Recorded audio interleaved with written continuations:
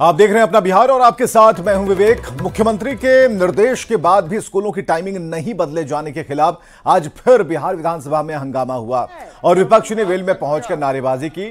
Deputy CM सम्राट चौधरी ने उन्हें समझाने की कोशिश की, लेकिन भारी हंगामा करने के बाद विपक्ष सदन से वॉकआउट कर गया।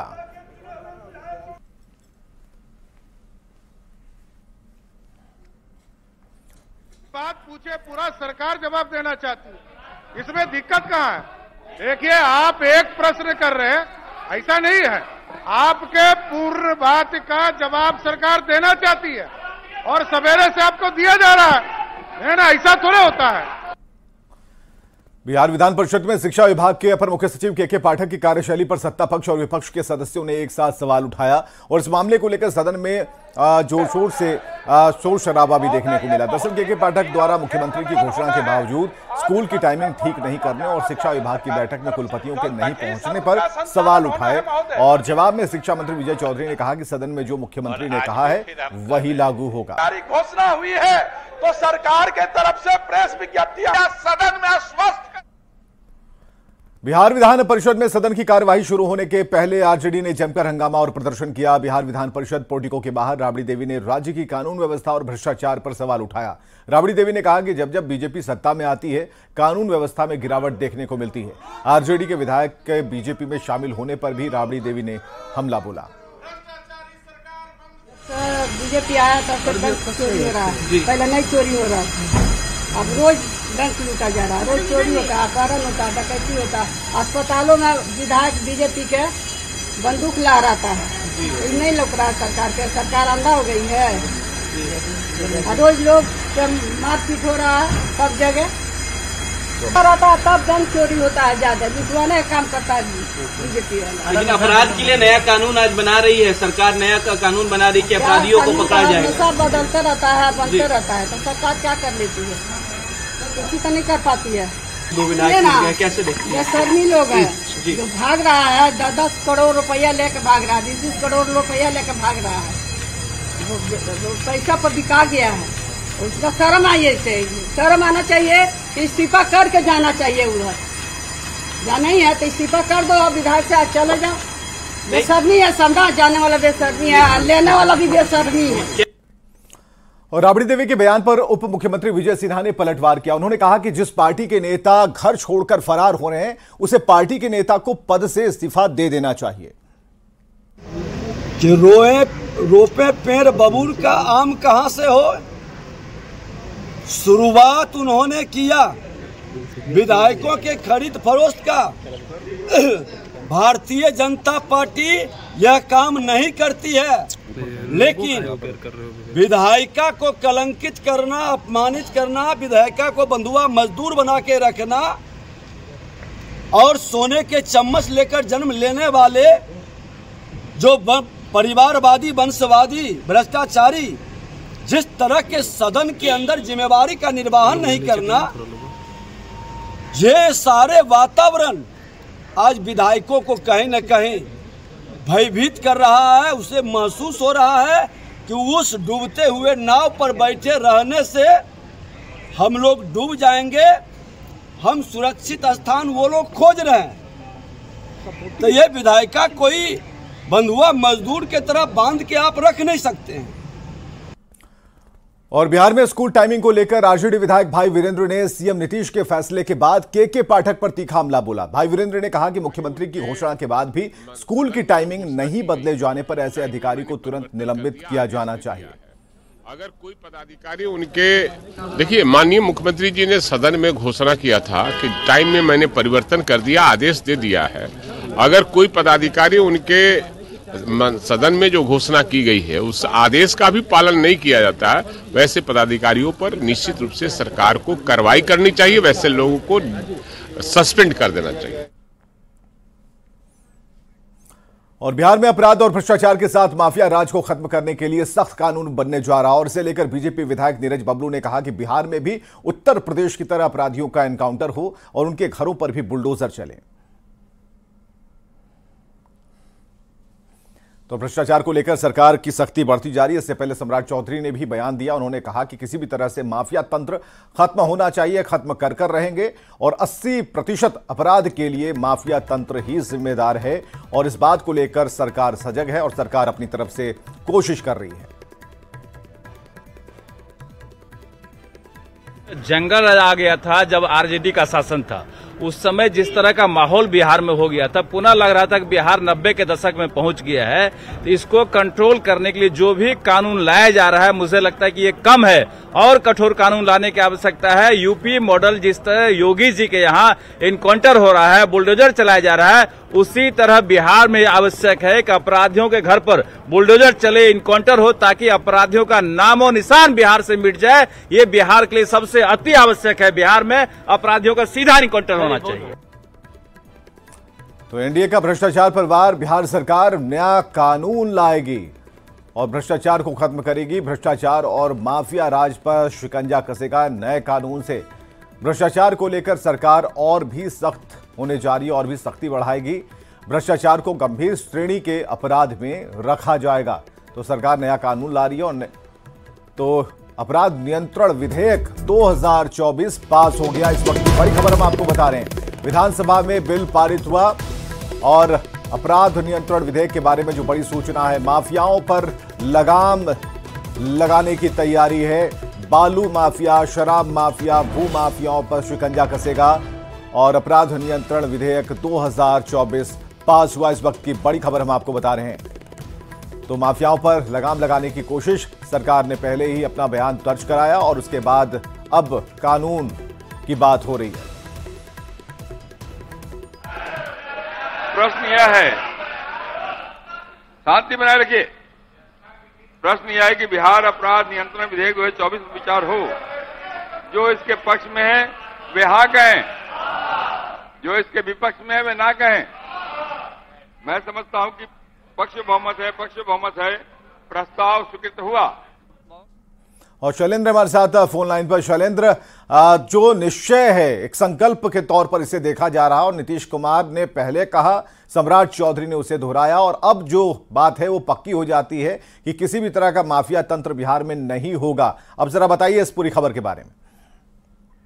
बिल्कुल, देखिए, खासतौर पर जब विधेयक पेश हो रहा था उस वक्त आपत्ति भी जताई जा रही थी। खासतौर पर कांग्रेस के जो विधायक हैं उन्होंने इस पर आपत्ति भी जताई और कहा कि इससे पहले लोगों के पास भेजना चाहिए ताकि इसमें और सुझाव आ सके। लेकिन सरकार का कहना था कि चूंकि जो अपराध विधेयक कानून बिहार में है वो पुराना है और उस समय कई नए, उसके बाद कई नए प्रवृत्ति के अपराध बढ़े हैं, तो उन्हें रोकने के लिए यह बदलाव जरूरी है। और खास तौर पर बिहार में जिस तरीके से जमीन माफिया हो, बालू माफिया हो, शराब माफिया हो, उन पर कैसे शिकंजा कसा जाए। इसके साथ साथ और भी अन्य कई बदलाव हैं। सीसीटीवी कैमरे लगाने से लेकर के तमाम चीजों तक कई इसमें बदलाव किए गए हैं और इन्हीं बदलावों को लेकर के यह विधेयक लाया गया था। और पहले विधायकों को विधेयक पढ़ने के लिए भी दिया गया ताकि इस पर बातचीत हो सके। और खासतौर पर जो बिहार विधानसभा में जो अपराध नियंत्रण विधेयक 2024 आज पास हुआ है, उसको लेकर के फिलहाल विधानसभा के अंदर से लेकर के बाहर तक गहमा गहमी देखी जा रही है। और सबसे बड़ी बात है कि सरकार का कहना है कि जो 1986 का जो विधेयक है उस समय से अभी तक अपराध के प्रवृत्ति में काफी बदलाव आया है। कई नए तरीके के अपराध सामने आए हैं। साइबर क्राइम की बात करने या अन्य जो आपराधिक घटनाएं उसकी बात करने, तो ऐसे परिस्थिति में इन चीजों को देखने की जरूरत है और इसी के लिए ये जो बदलाव है वो फिलहाल किया जा रहा है। जी, बहुत बहुत शुक्रिया तमाम जानकारियों के लिए शैलेंद्र। एक बदलाव की तैयारी है और बिहार में कैसे कानून व्यवस्था और भी मजबूत हो, लॉ एंड ऑर्डर से कोई समझौता न हो और कोई भी किसी भी तरह का जो माफिया है अपनी दबंगई न चला सके, इसके लिए पूरी तैयारी सरकार ने कर ली है। शिक्षा विभाग के अपर मुख्य सचिव के पाठक ने बड़ा एक्शन लिया। के पाठक का डंडा इस बार बिहार के सभी विश्वविद्यालयों पर चला है। दरअसल के पाठक ने राज्य के सभी विश्वविद्यालयों के वीसी यानी कुलपति के वेतन पर रोक लगा दी है और इसे लेकर विभाग की तरफ से एक पत्र जारी किया गया है। जानकारी के मुताबिक सभी विश्वविद्यालय के बैंक खाते को फ्रीज कर दिया गया है। साथ ही सभी प्रकार के बैंक खाते से निकासी पर रोक लगा दी गई है। दरअसल शिक्षा विभाग ने बुधवार को एक समीक्षात्मक बैठक बुलाई थी, इसमें सभी विश्वविद्यालयों के कुलपति समेत अन्य अधिकारियों को शामिल होना था, लेकिन कोई अधिकारी मौके पर नहीं पहुंच सका। इसके बाद के पाठक ने यह बड़ी कार्रवाई कर दी। और सूत्रों के हवाले से खबर आ रही है कि सीएम नीतीश कुमार विदेश दौरे पर जाएंगे। उनके साथ राज्यसभा सांसद संजय झा और कई विभागों के अधिकारी भी जा सकते हैं। सीएम नीतीश कुमार इस दौरान स्कॉटलैंड और अन्य देशों के दौरे पर जा सकते हैं और यूके में आधुनिक तरीके से बन रहे साइंस सिटी का जायजा लेंगे। करीब एक हफ्ते का सीएम का विदेश दौरा हो सकता है और माना जा रहा है कि मार्च महीने के पहले हफ्ते में यह विदेश दौरा होगा। इससे पहले आज नीतीश कुमार अपना पासपोर्ट अपडेट कराने पासपोर्ट ऑफिस भी गए थे। और इस वक्त की बड़ी खबर आ रही है, केंद्र की पीएम सूर्य योजना को मंजूरी मिल गई है। 1 करोड़ घरों को मुफ्त में बिजली और 300 यूनिट बिजली मुफ्त मिलेगी। सोलर एनर्जी को बढ़ावा देने का एक मकसद है और 1 करोड़ घरों को मुफ्त में बिजली मिलेगी। 300 यूनिट बिजली फ्री होगी और सोलर एनर्जी को बढ़ावा देने के लिए सरकार ने ऐसा किया है। मुफ्त बिजली योजना आज इसको मंजूरी मिली है। 1 करोड़ घरों को 300 यूनिट मुफ्त बिजली मिलेगी और ये 1 करोड़ परिवारों को ही मुफ्त बिजली के 300 यूनिट मिलने के बाद 15,000 रुपया सालाना आमदन भी होगी।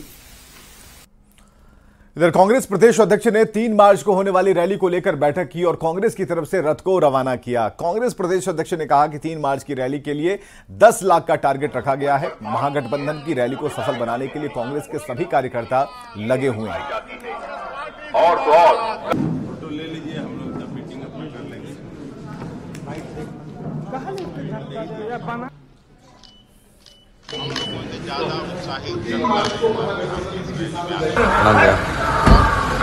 पहले 10 लाख लोगों का टारगेट रखा गया था। हमको अब अंदाजा नहीं है जिस तरह से जिला से रिस्पांस है कि कितना लोग उस दिन गांधी मैदान नहीं पूरा पटना पटा रहेगा लोगों से। आरजेडी और कांग्रेस विधायकों को तोड़े जाने पर पूर्व सीएम राबड़ी देवी ने बीजेपी पर हमला बोला। राबड़ी देवी ने कहा कि बीजेपी पैसे देकर विधायकों को तोड़ रही है और जो विधायक भागे हैं उन पर कार्रवाई होगी। वाला को भी हम लोग बनाए हैं, सबको बनाए। बीजेपी संख्या बढ़ा रही है, नीतीश कुमार के खतरा है और उनको समझ आना चाहिए कि बीजेपी हमको लाकर क्या कर रहा है, एनएसएन पार्टी में तोड़ रहा है, संख्या बढ़ा रहा है, उनका चिंता करना चाहिए। और बक्सर से खबर, जहां बक्सर सांसद और केंद्रीय राज्य मंत्री अश्विनी कुमार चौबे अपने विरोधियों पर भड़क गए। अश्विनी कुमार चौबे ने बागी नेताओं को खुली चेतावनी देते हुए कहा कि जो दुराचारी हैं वही मेरा विरोध कर रहे हैं, वो मिट्टी में मिल जाएंगे। कौन लोग हैं बाबा? भ्रष्टाचारी, अत्याचारी, दुराचारी, व्यभिचारी है वही अश्विनी चौबे का पुतला जला। और बड़ी खबर है आरा से, जहां आरा सिविल कोर्ट के गेट के पास बदमाशों ने गुरुवार को एक नामजद आरोपी को गोली मारी थी। गोली लगने से बुजुर्ग आरोपी जख्मी होकर गिर गया। फौरन उन्हें अस्पताल पहुंचाया गया। घायल की स्थिति गंभीर है और घटना के बाद चारों तरफ अफरा तफरी का माहौल हो गया। इलाके में सनसनी फैल गई। घायल की पहचान उदवंत नगर थाना क्षेत्र के बिलाउर गांव के रहने वाले गोपाल चौधरी के रूप में हुई है। गोपाल चौधरी 2016 में हेमंत चौधरी हत्याकांड में नामजद था। आज गुरुवार को सिविल कोर्ट में तारीख पर आया था और इसी दौरान अपराधियों ने गोपाल चौधरी पर ताबड़तोड़ गोलियां बरसानी शुरू कर दी और इसके बाद हथियार लहराते हुए भाग गए। घटना को लेकर सिविल कोर्ट की सुरक्षा पर कई सवाल खड़े होने लगे हैं। न्यायालय में पर कुछ असामाजिक तत्वों द्वारा अभी गवाही देने आए एक व्यक्ति पर गोली चला दी, जो काफ़ी व्यक्ति घायल अवस्था में है, काफ़ी दयनीय है। ये घटना काफ़ी निंदनीय है। मैं इस घटना की निंदा करता हूं, क्योंकि प्रशासन इतना रहते हुए भी यहाँ पर किसी तरह अपराधी का मनोबल इतना बढ़ गया है, तो इस हालात तक पहुँचा दिया कि आम आवाम जो भी अगर कोर्ट में गवाही न्याय पाने के लिए आता है, इस पर गोली चला दे रहे हैं। इससे साफ जाहिर हो रहा है कि यहाँ पर प्रशासन की व्यवस्था दुरुस्त नहीं है, प्रशासन यहाँ पर विफल है। और पूर्णिया में न्यूज 18 की खबर का बड़ा असर हुआ। तेजस्वी यादव के जन विश्वास यात्रा के दौरान स्कॉट गाड़ी के ड्राइवर पुलिसकर्मी मोहम्मद हलीम की सड़क दुर्घटना में मौत हो गई। जब न्यूज 18 पर प्रमुखता से खबर चली तो तेजस्वी यादव ने खुद फोन से मृतक की पत्नी से बात की और लालू प्रसाद के निर्देश पर आरजेडी और महागठबंधन के नेता मृतक के घर पर पहुंचे, उन्हें सांत्वना दिया और आरजेडी के जिला उपाध्यक्ष मोहम्मद रुस्तम खान ने अपनी तरफ से मृतक की पत्नी और उनके बेटे को 1 लाख रुपए की सहायता की। काफिले में शामिल स्कॉट गाड़ी के ड्राइवर पुलिसकर्मी मोहम्मद हलीम की सड़क दुर्घटना में मौत हुई थी और इसके बाद इस खबर को हमने प्राथमिकता दी थी। मृत्यु हो गई और हम लोगों को जब दूसरे दिन पता चला तो हम लोग आकर के मिट्टी में शामिल भी हुए और उनके परिवार, लालू जी के निर्देश पर उनके परिवार को हम लोग सभी गठबंधन के लोग सहयोग राशि उनको देने के लिए आए और उनसे जो भी परिवार का हो सकेगा हम लोग मदद करेंगे। पूरा परिवार खड़ा रहेगा और प्रशासन के साथ हम लोग खड़े हैं। अगर घटना दुर्घटना होगा तो पुलिस प्रशासन के साथ भी हम लोग सर कुछ मदद किए, हमको पैसा कुछ मदद किए हैं, बाल बच्चे की खिलाइए पिलाइए। अब तो वो नहीं रहे सर, उन्हीं का सेवा करते करते मेरे सवर शहीद हो गए सर। अब तो मेरे पास कोई सहारा नहीं है सर, वही कुछ मदद किए हैं सर, पैसा दिए हैं कुछ कि अपना बाल बच्चा का परवरिश कीजिए। नौकरी वगैरह के लिए कुछ आश्वासन दिए हैं? नौकरी वगैरह करा है, मेरे लड़के को कुछ नौकरी दीजिए, हमको दीजिए सर कि हम अपने बाल बच्चा का परवरिश कर सके। कितने बाल? नौकरी दिला दीजिए सर कि ताकि हम अपने बाल बच्चा को। बेगूसराय में आगामी 2 मार्च को प्रधानमंत्री नरेंद्र मोदी के कार्यक्रम को लेकर लोगों और बीजेपी कार्यकर्ताओं में उत्साह है। 2 मार्च को पीएम मोदी मंच से करोड़ों रुपए की योजनाओं का शिलान्यास करेंगे, लोकार्पण करेंगे। कार्यक्रम स्थल का जायजा लिया संतोष कुमार ने। बेगूसराय के लिए 2 मार्च का दिन खास रहने वाला है। इस दिन भारत के प्रधानमंत्री जो है उलाव पहुंच रहे हैं, बेगूसराय पहुंच रहे हैं, जहां मिली जानकारी के अनुसार तकरीबन 55,000 करोड़ की जो है योजनाओं का शिलान्यास एवं जो है लोकार्पण किया जाएगा। यहीं से बिहार के विभिन्न जगहों में जो योजनाएं चल रही हैं उनका शिलान्यास किया जाएगा। यहाँ जो कार्यकर्ता हैं भाजपा के, उनमें काफ़ी खुशी देखी जा रही है। हम उनसे ही जानते हैं तैयारी के संबंध में भी और क्या खुशी है, क्या उम्मीदें हैं। देखिए, श्री बाबू के बाद नरेंद्र मोदी जी, माननीय श्री गिरिराज सिंह जी के नेतृत्व में, हमारे सांसद के नेतृत्व में और मोदी जी के आशीर्वाद से आज 50,000 करोड़ के अधिक राशि का आज यहाँ पर लोकार्पण 2 तारीख को होने वाला है। हम बेगूसराय जिला वासी, एक एक कार्यकर्ता और यहाँ के एक एक आम जनमानस काफी उत्साहित है। देखिए, निश्चित रूप से मोदी जी ने जो बेगूसराय के लिए जो दिया है, जो सौगात उन्होंने दिया है, 60,000 करोड़ से अधिक की राशि के योजनाओं का यहाँ उद्घाटन होने जा रहा है। साथ ही साथ कल उम्मीद है कि अन्य कई योजनाओं का वह यहाँ से घोषणा कर सकते हैं। देखिए, है क्या कि पूरे विश्व में और भारत में मोदी नाम केवलम, मोदी है तो मुमकिन है। बेगूसराय में उन्होंने करके दिखाया है। 60,000 करोड़ का विकास परियोजना का उद्घाटन माननीय सांसद जी और माननीय मोदी जी के नेतृत्व में बेगूसराय में हुआ। निश्चित रूप से मोदी है तो मुमकिन है, यही संदेश लोगों के बीच भाजपा कार्यकर्ताओं के द्वारा दिया जा रहा है। संतोष कुमार, न्यूज 18।